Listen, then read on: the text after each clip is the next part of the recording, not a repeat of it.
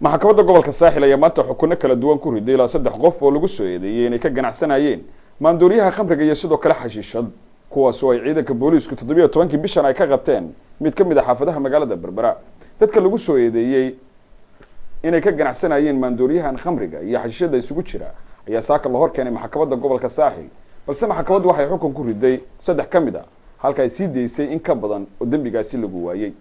garsoorihii xukunkaasi riday Ahmed Yusuf Ceriyan ayaa waxa uu ka warramay xukunada kala duwan ee lagu riday dadkan lagu eedeynayay inay maandooriyahaasi ka ganacsanayeen waxay maxkamadda gobolka saaxil dambi ku heshay Xaawa Xaashi Cadaawe ina Qaali Maxamed oo konton jira waxaana maxkamaddu ku xukuntay 5 sano oo xariiq ciqaabeed ah iyo 5 milyan oo ganaaxa xukunkeeda waxay maxkamaddu cuskatay qodobka afraad ee xeerka la dagaalanka mukhadaraadka iyo maandooriyaha xeer lambar 22 waxa lagu xukumay Xaawa Xaashi Cadaawe maandooriye dhan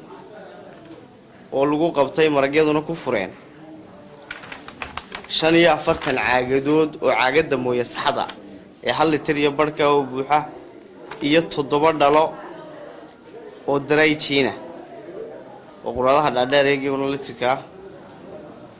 iyo xidhmo yar oo xashiishada waxa jira gal labaad isagana maxkamaddu maanta go'aan ka soo saartay waxa maxkamaddu horteeda uu dambi kaga cadaaday Nimco Cabdullaahi Xirsi ina Khadra Xirsi oo 40 jira oo lagu qabtay xashiishad dhan 1 kiilo iyo rubuc oo badhna iyadoo gacanta ku haysa badhna gusheeda ka soo saartay maragyadii xafiiska xeerlaanta maxkamadda horkeenna ay ku cadeeyeen waxaana maxkamaddu ku xukuntay 5 sano oo xariiq ciqaabeed ah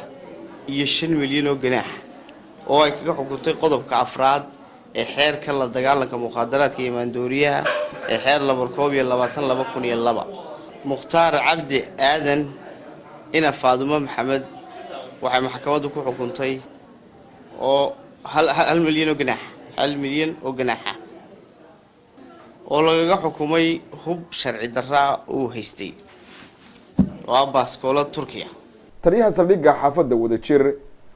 Ahmed Awil Ganay oo isaguna halkaasi ka hadlay ayaa sheegay inay ciidan ahaan ay la dagaalami doonaan dadkii uu ka ganacsada maandooriyaha isagoo soo dhaweeyay xukunka ay maxkamadda qof iyo maandooriyi dhamaan waxaanu anagu soo gudbinay xafiiska xeer ilaalinta iyo maxkamadda waxaana maanta la xukumay